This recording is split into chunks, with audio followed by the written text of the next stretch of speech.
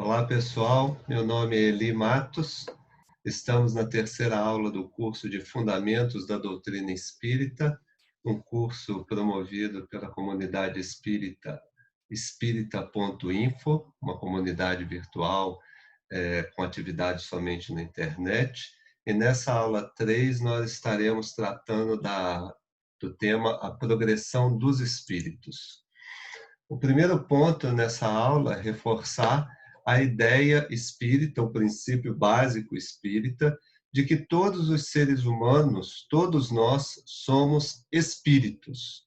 Há uma natureza espiritual em nós que é distinta da natureza material. Essa natureza espiritual, esse ser espiritual, esse espírito que nós somos, ele é imortal, ele sobrevive à morte do corpo físico e, portanto, tem o que nós poderíamos chamar de uma vida eterna. No encontro de hoje, a ideia é a gente mostrar um ponto básico da doutrina espírita, que é o fato de que esses espíritos, nós, enquanto espíritos, nós progredimos incessantemente. Observamos, então, que se nós partirmos da origem dos espíritos, porque é uma pergunta muito comum para aqueles que estão iniciando a doutrina espírita, o estudo da doutrina espírita, a indagação de onde vieram, afinal, os espíritos.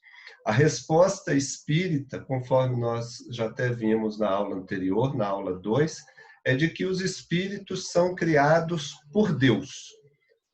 Nós somos, então, filhos de Deus, parte da criação divina. Naturalmente, nós ignoramos como isso aconteceu. Os espíritos, na codificação espírita, que deu início à doutrina espírita, quando indagados a respeito desse como Deus criou os espíritos, se limitaram a dizer que nós ainda não temos a capacidade intelectual, o conhecimento necessário, uma certa maturidade para entender esse processo, nem do ponto de vista, vamos dizer, moral, nem do ponto de vista científico.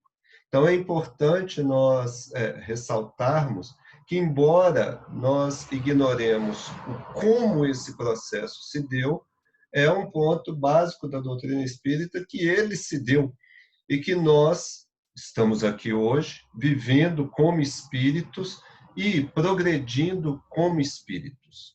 Essa criação divina dos espíritos se deu de uma forma, então, que nós poderíamos dizer que o espírito, ou ser espiritual, ou princípio espiritual, foi criado, numa expressão muito conhecida no meio espírita, simples e ignorante. Simples no sentido de que ele não apresentava complexidade que nós temos hoje na escala humana onde nós nos encontramos.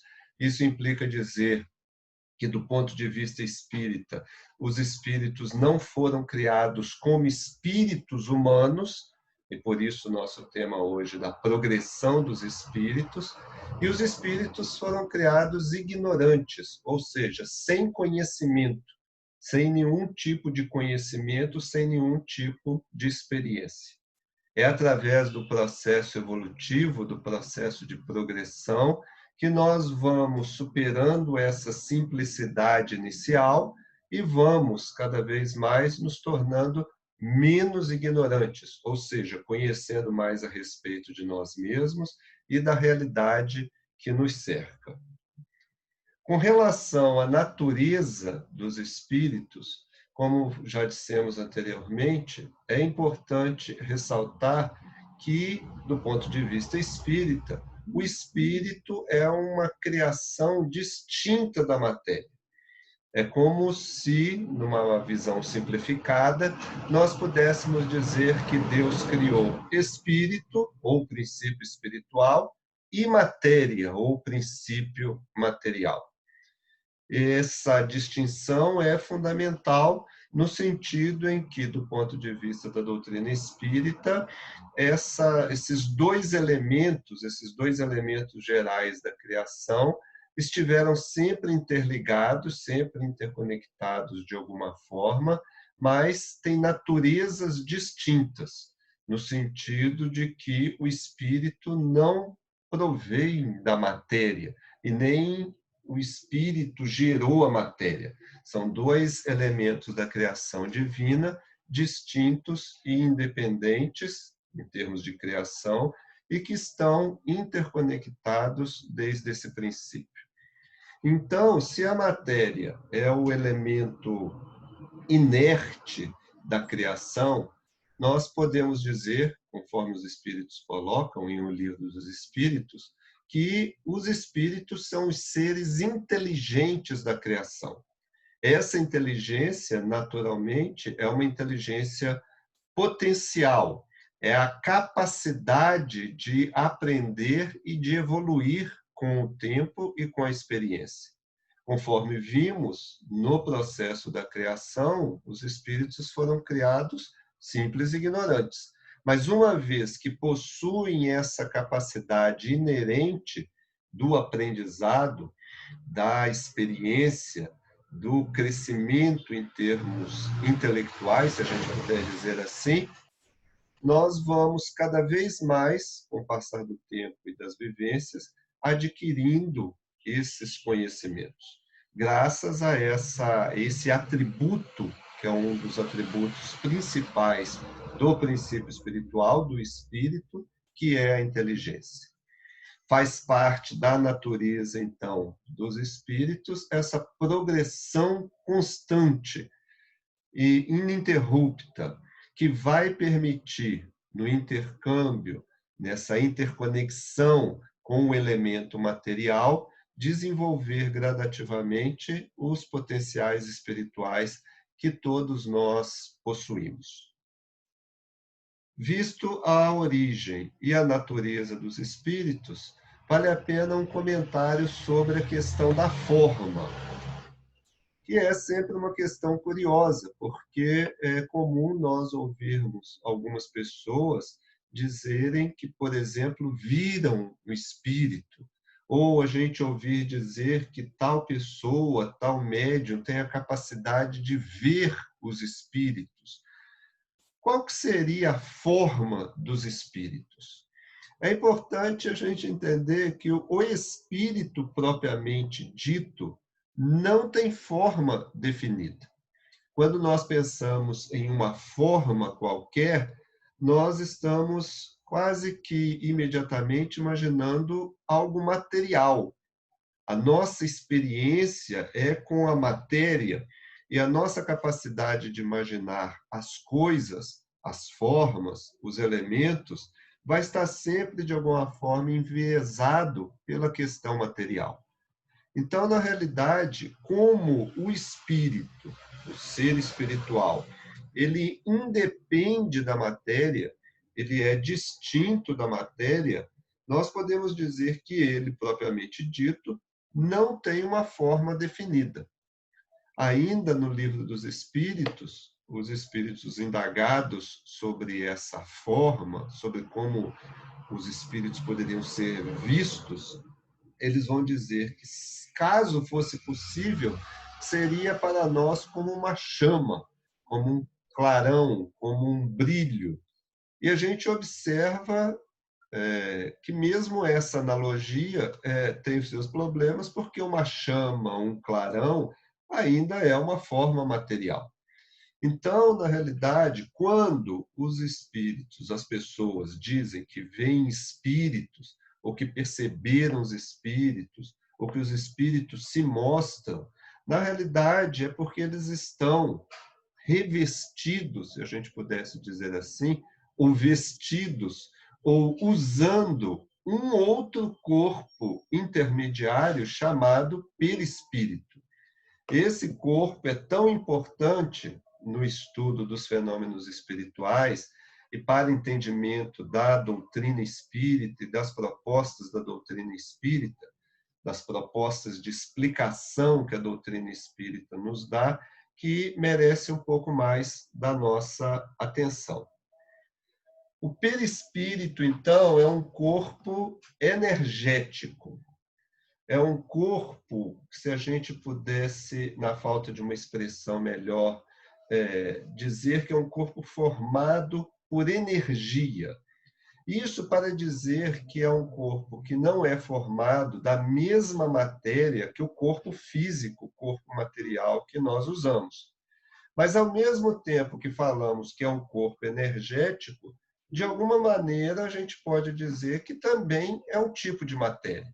Matéria e energia, de certa forma, nesse nível, são termos que podem ser cambiados, que podem ser usados indistintamente. No processo da codificação espírita, lá no século XIX, obviamente a expressão energia ainda era muito pouco usada, vamos dizer assim, ou tinha um significado diferente do que ganhou durante o decorrer dos estudos da física no século XIX. Por isso, vai ser muito comum nas obras espíritas, nas obras de Kardec, nas obras da codificação espírita, nós encontrarmos o termo fluido. E aí o perispírito vai ser chamado de um corpo fluídico. Essa ideia do fluido, que, por exemplo, é associada com a eletricidade, com a luz, com o calor, nas expressões que nós encontramos também, né? Fluido elétrico, fluido calorífico, fluido luminoso.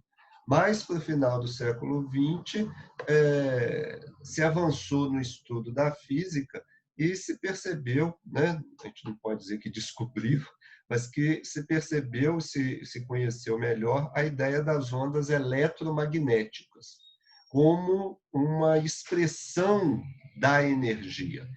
A partir daí, então, nós passamos a falar em energia elétrica, energia calorífica, energia luminosa.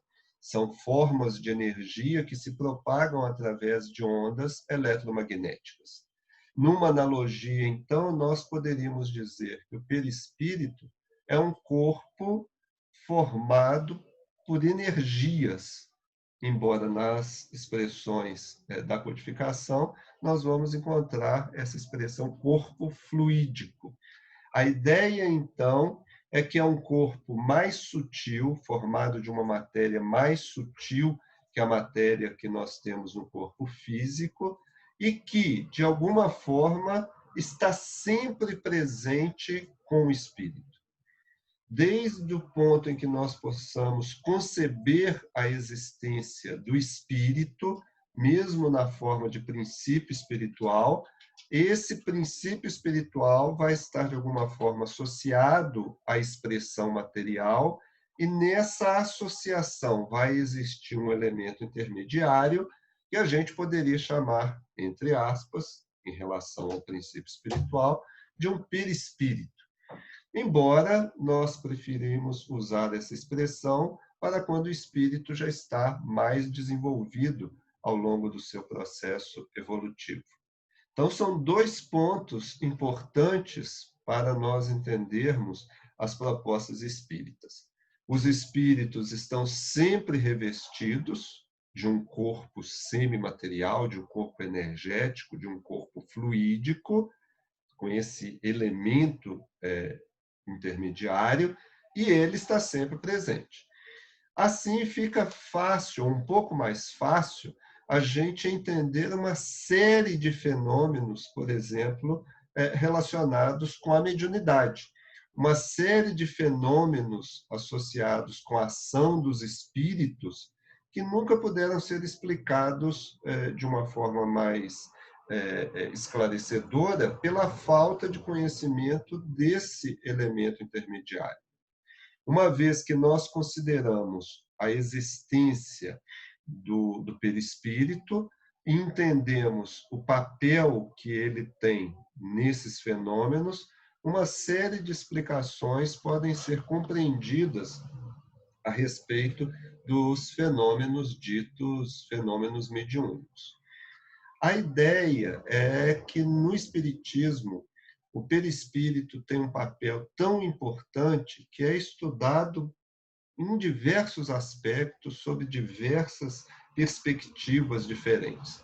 Naturalmente, aqui nesse nosso encontro inicial, que é um encontro de fundamentos da doutrina espírita, nós vamos ressaltar apenas alguns aspectos básicos. O primeiro deles é com relação a essa função que o perispírito tem. Sempre foi um problema para as correntes espiritualistas, ou seja, as correntes que acreditam que nós somos espíritos, explicar como que um espírito que não é material pode atuar como nós atuamos sobre os elementos materiais. Como que nós, sendo espíritos imateriais, podemos usar um corpo material? Com a ideia do perispírito servindo como um corpo intermediário entre o espírito e o corpo físico, ou seja, num nível de energia que permite, por um lado, a ação do espírito, porque ele não estará atuando mais sobre uma matéria tão grosseira, uma matéria tão sólida, uma matéria tão densa, estará atuando mais no nível energético. E, ao mesmo tempo, entendendo que essa atuação do espírito sobre esse nível energético repercute no nível físico, porque essa energia está associada, interpenetrando o corpo físico, fica um pouco mais fácil da gente entender a ação do espírito sobre o corpo físico.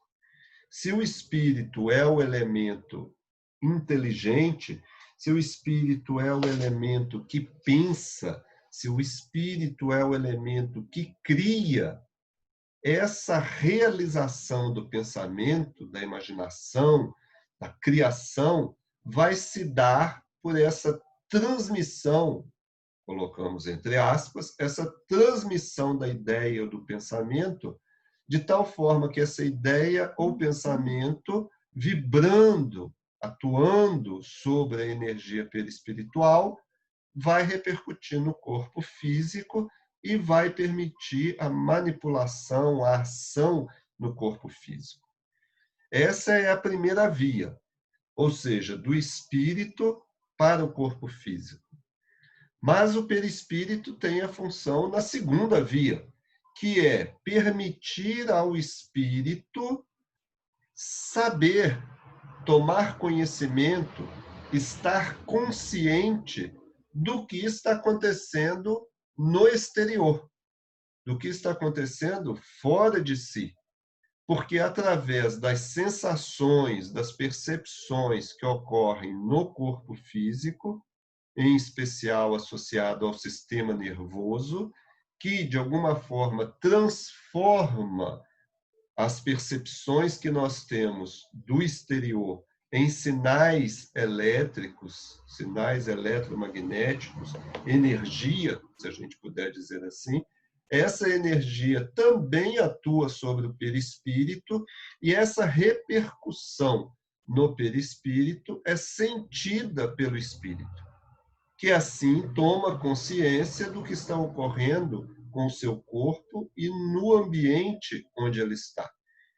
Observemos, então, esse papel fundamental do corpo energético, do perispírito, tanto no sentido dessa atuação do espírito sobre o meio físico, quanto a possibilidade do espírito estar tomando consciência e conhecendo o que passa-se no ambiente onde ele está presente.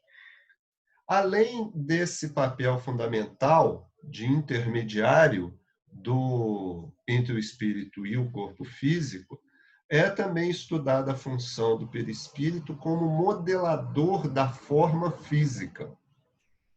No processo da reencarnação, que será estudado em aulas posteriores, nós vamos ver que a formação de um novo corpo físico, no processo que a gente chama de processo reencarnatório, está, de alguma forma, sendo influenciada pela ação do espírito que está reencarnando através do perispírito.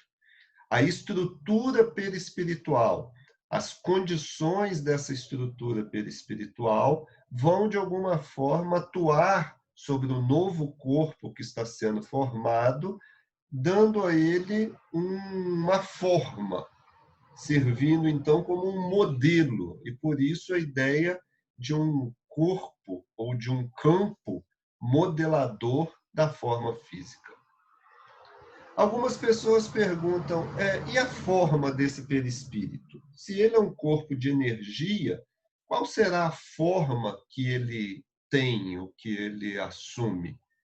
Enquanto nós estamos encarnados, conforme eu estou aqui agora e vocês que estão me ouvindo, quando nós estamos encarnados, nós podemos entender o perispírito como esse campo energético envolvendo o nosso corpo físico. Esse conjunto de energias variando na sua estrutura, na sua densidade, que envolve o nosso corpo físico, como se nós estivéssemos, numa imagem muito grosseira, dentro de uma cápsula energética. Mas, por exemplo, quando nós nos afastamos do corpo, porque é possível para nós encarnados, nós espíritos encarnados, nos afastarmos do corpo físico através do processo que ocorre no sono do corpo físico, por exemplo, geralmente a forma que essa estrutura perispiritual vai assumir é uma forma semelhante à do corpo físico que nós estamos utilizando.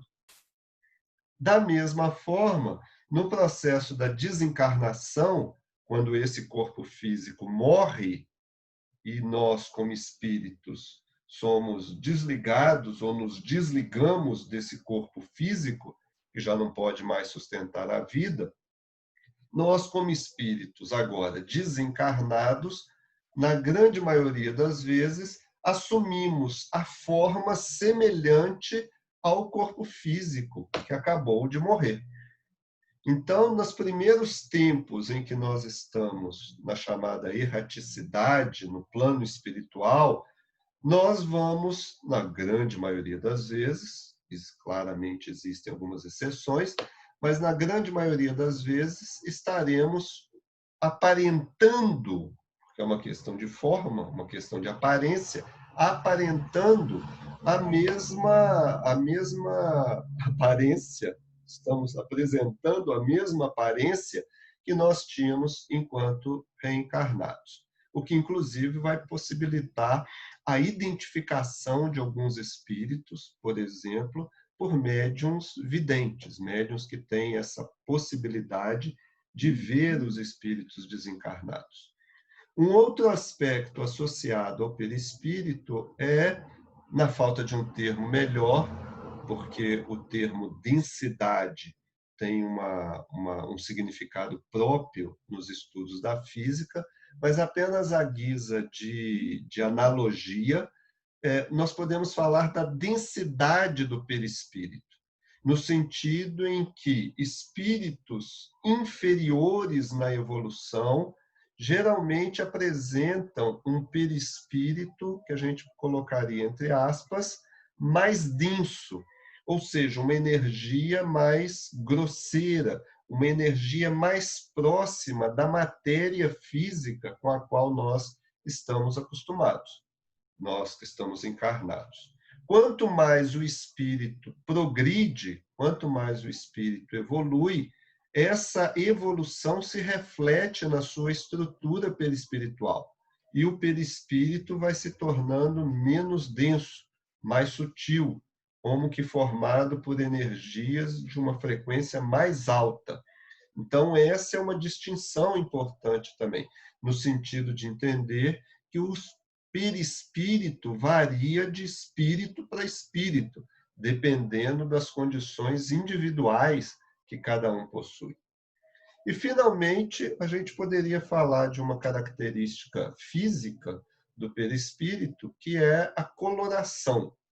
Conforme nós comentamos antes, o perispírito não está encaixotado, preso dentro do nosso corpo físico. Embora muitas pessoas visualizem assim, é importante entender que, sendo um corpo energético, ele irradia, ele ultrapassa os limites do corpo físico. Da mesma forma, numa analogia, que o calor humano. Nós sabemos que o calor que irradia da nossa pele não está preso na nossa pele. Com instrumentos adequados, é possível medir o calor que nós estamos irradiando. Numa analogia, o mesmo acontece com a estrutura perispiritual. Nós irradiamos, ou o perispírito irradia essas energias.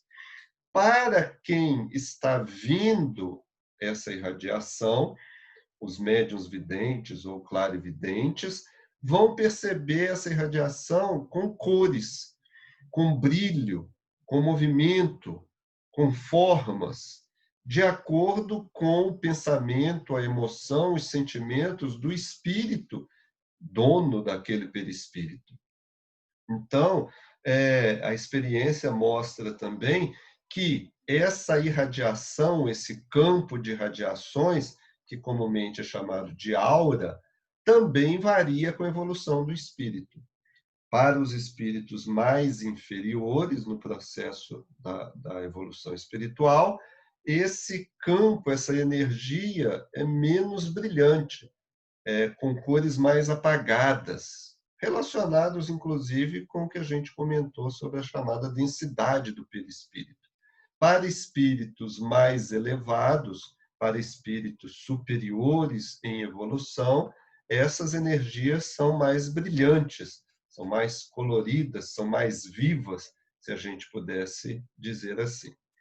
É um resumo muito rápido sobre um assunto extenso, que é a questão do perispírito, mas que é um ponto muito importante, um fundamento muito importante no estudo da doutrina espírita. E, finalmente, nós podemos falar sobre o progresso espiritual, ou a progressão espiritual, muitas vezes também chamada de evolução espiritual. É importante nós entendermos que, quando nós falamos de progresso dos espíritos, nós estamos nos relacionando ao progresso chamado intelecto moral. Esse processo de progresso ou evolução intelecto-moral significa que, ao longo do tempo, ao longo das vidas, das vivências do espírito, nós vamos adquirindo cada vez mais inteligência e a capacidade de usar essa inteligência, vamos adquirindo mais conhecimentos e vamos progredindo em termos morais. A ideia de uma progressão moral está relacionada à ideia de uma autoconsciência, ou uma consciência de si mesmo, e uma consciência de coletividade, uma consciência que leva em consideração o próximo, aquele que convive conosco, aquele que mora no mesmo planeta que nós moramos, e envolve como nós nos relacionamos com o próximo. Significa, em outras palavras, que conforme o espírito progride, ele vai cada vez mais atuando de uma forma moral no mundo. Ou seja, mais consciente, menos instintiva, menos egoísta, menos ligado apenas à própria sobrevivência material. O progresso intelectual, via de regra, precede esse progresso moral, já que para o progresso moral ocorrer, é necessário que o espírito compreenda a sua necessidade e os seus objetivos.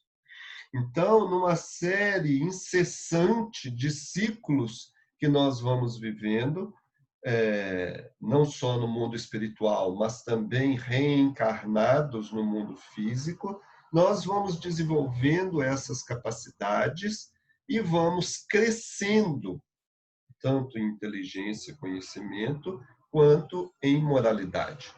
Quando nós falamos, no âmbito da doutrina espírita, em espíritos superiores, nós estamos nos referindo a espíritos superiores, tanto em termos morais quanto em termos intelectuais. Porque um espírito pode progredir, por exemplo, apenas intelectualmente e usar essa sua inteligência de forma egoísta ou de forma maléfica, prejudicando e causando dores e sofrimento ao próximo, usando uma inteligência que ele desenvolveu. Então, quando nós nos referimos a espíritos superiores, nós estamos nos referindo a espíritos superiores, tanto do ponto de vista intelectual, quanto do ponto de vista moral. Conforme falamos, esse progresso é incessante.